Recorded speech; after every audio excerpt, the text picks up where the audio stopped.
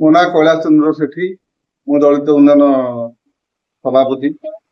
ଏଠି ଯୋଉ ବିଓ ମାନେ ଆସୁଛନ୍ତି ସେମାନେ ଏଠି ଗୋଟେ ରାଜନୀତିରେ ଆଗ ସକ୍ରିୟ ଭାଗ ନେଉଛନ୍ତି ଏବଂ ସ୍କୁଲ କଥା କୁଆଡେ ଯାଉ ସେ ଦଳ କଥା ଆଗ ଚିନ୍ତା ଏଠି କରୁଛନ୍ତି। ବିଗତ ଦିନରେ ବିବିଏନ ବିହାରୀ ହାଇସ୍କୁଲରେ ଗୋଟେ ପ୍ରୋଗ୍ରାମ ହେଇଥିଲା। ସେ ପ୍ରୋଗ୍ରାମରେ କାର୍ଡ ଛପିଆ ହେଲା, ସେଥିରେ ଆଉ କିଛି ନେତୃତ୍ୱ ଲୋକଙ୍କ ନାଁ ଦିଆଗଲା। ତେଣୁ ତାକୁ ସେ ପ୍ରତ୍ୟାଖ୍ୟାନ କଲେ ଯେ ଅରବିନ୍ଦ ଢାଲି ଏଠିକି ଇଣ୍ଡିକେଟ କଲେ ଯେ ଅରବିନ୍ଦ ଢାଲି ଏଠିକି ଆସିବ ନାହିଁ। ତାପରେ ତାଙ୍କୁ ପଚାରିଲା ଯେ କଣ ପାଇଁ ସାର୍ ଆପଣ ବିରୋଧ କରୁଛନ୍ତି? ନା ନାଇଁ ନାଇଁ ସିଏ ଆସିବନି, ମୁଁ ଏମଏଲଏ କୁ ଡାକିବି ଆଉ ସିଏ ଏଠି ଆସିବେନି। ଏଇ ପ୍ରକାର ବ୍ୟବହାର ସେ କଲେ, ଏଇଭଳିଆ କଥାବାର୍ତ୍ତା ସେ କଲେ। ଆମେ ସରକାରଙ୍କ ପାଖରେ ଜଣେଇବୁ ଏବଂ କଲେକ୍ଟରଙ୍କୁ ବି ଜଣେଇବୁ, ଆଉ ଏଜୁକେସନ ସେକ୍ରେଟାରୀଙ୍କ ପାଖକୁ ଯିବୁ। ଆମେ ଚାହୁଁଛୁ ବାଲିପାଟଣାରେ ଗୋଟେ ଦକ୍ଷ ଏଠି ବିଓ ଏଠି ଆସନ୍ତୁ ଏବଂ ଶିକ୍ଷା ଅନୁଷ୍ଠାନ ଡେଭଲପ ଏଇଠି ହବ। ସେମାନେ ଯଦି ଦକ୍ଷତା ଥାନ୍ତା କାହିଁକି ସେମାନଙ୍କୁ 5 ଥର କାହିଁକି ଟ୍ରାନ୍ସଫର କରିବେ? କିଏ କାହିଁକି କାହା ପଛରେ ଲାଗିବ? ରାଜନୀତି ଏବଂ ଆଉ ଗୋଟେ ସବୁଠୁ ଗୋଟେ ବଡ କଥା ହଉଛି ସେମାନେ ଦଳିତ ଲୋକଙ୍କୁ ଗୋଟେ କାହାର କଣ ଅସୁବିଧା ହେଲେ ତାଙ୍କୁ ଆକ୍ଷେପ କରିବେ, ସିଟ୍ ଟେ ଦେବେନି ବସିବା ପାଇଁ କି ଅମର୍ଯ୍ୟାଦା କରିବେ। ତେଣୁ ତାଙ୍କର ନାଁରେ ବି ମାମଲା ବି ହେଇଛି।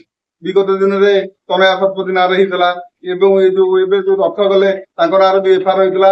ସିଏ ବି ଭୁଲ କାହିଁକି ମାଗିକି କମ୍ପ୍ରମାଇଜ କରିକି ଯାଇଥିଲେ ବାଲିପଣ୍ଡା ପିଏସରେ। ମୁଁ ଯେତିକି ଜାଣିଛି ସିଏ କେବେ କାହା କଥା ଶୁଣନ୍ତି ନାହିଁ, ଆଉ ଶିକ୍ଷକ ମାନଙ୍କୁ ବହୁତ ହଇରାଣ କରନ୍ତି। ବିଗତ ଦିନରେ ଭାକର ସାହିରେ ଜଣେ ଲେଡିଜ ଟିଚରକୁ ତାଙ୍କୁ ବି ଖରାପ ବ୍ୟବହାର କରିଥିଲେ, ସିଏ ମଧ୍ୟ ଏଫଆଇଆର ଲଞ୍ଚ କରିଥିଲେ। ତେଣୁ ସେ ଭଲ, ଆମେ କେମିତି କହିବା ଯେ ଭଲ ଲୋକ ବୋଲି? ସେମିତି କିଛି ତ ବାଲିପଣ୍ଡା ସେମିତି କିଛି ଘଟଣା ଘଟୁ ନାହିଁ।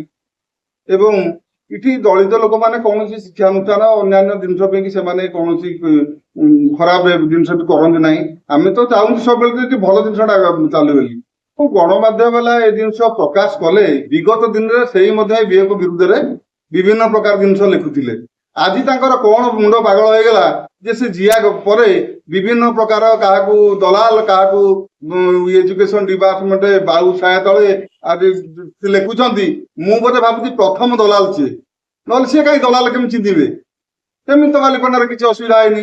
ଆଉ ଆମେ ଯୋଉ ଜିନିଷଟା କହିଥିଲୁ ବିଗତ ଦିନରେ ତାକୁ ବି ପ୍ରୁଭ କରାଇଛୁ, ଥାନାରେ ବି ଏଫଆଇଆର କରାଇଛୁ। ଆଉ ଭବିଷ୍ୟତରେ ଯଦି କୌଣସି ଦିନ ଦଳିତଙ୍କ ପଛରେ ଲାଗନ୍ତି, 1000 ଲୋକ ଆଣିକି ମୁଁ ତାଙ୍କ ନାଁରେ ଏଫଆଇଆର ଦେବି, ଦୃଢ କାର୍ଯ୍ୟାନୁଷ୍ଠାନ ଗ୍ରହଣ ହବ। ବିଗତ ଦିନରେ ଯୋଉ ଘଟଣା ସବୁ ଘଟିଛି ତ ଏ ସବୁ ମନ ଗଢା ଘଟଣା କିଛି ଆମେ ଘଟି ନାହିଁ। ଯୋଉ ବାବୁ ଏସବୁ ଜିନିଷ ଲେଖିଛନ୍ତି, ଦଳିତଙ୍କୁ ସବୁ ଆକ୍ଷେପ କରିକି କହୁଛନ୍ତି ଯେ ଦଲାଲ ବୋଲି କହୁଛନ୍ତି। ଭବିଷ୍ୟତରେ ଆମର ଯୋଉ ଦଳିତ ସଂଗଠନ ଅଛି, ମୁଁ ଅଲ ଓଡିଶାର ବି ସବୁ ଦଳିତ ସଂଗଠନ ମାନଙ୍କୁ ଡାକିବି, ସେମାନଙ୍କ ବିରୁଦ୍ଧରେ ଦୃଢ କାର୍ଯ୍ୟାନୁଷ୍ଠାନ ହେବ ଏବଂ ମାନହାନି କେସ୍ ଆମେ ତା ବିରୁଦ୍ଧରେ କରିବୁ। କିଛି ପ୍ରମାଣ ଯଦି ତାଙ୍କ ପାଖେ ଥାଏ ସେ ଆମକୁ ଦେଖାନ୍ତୁ।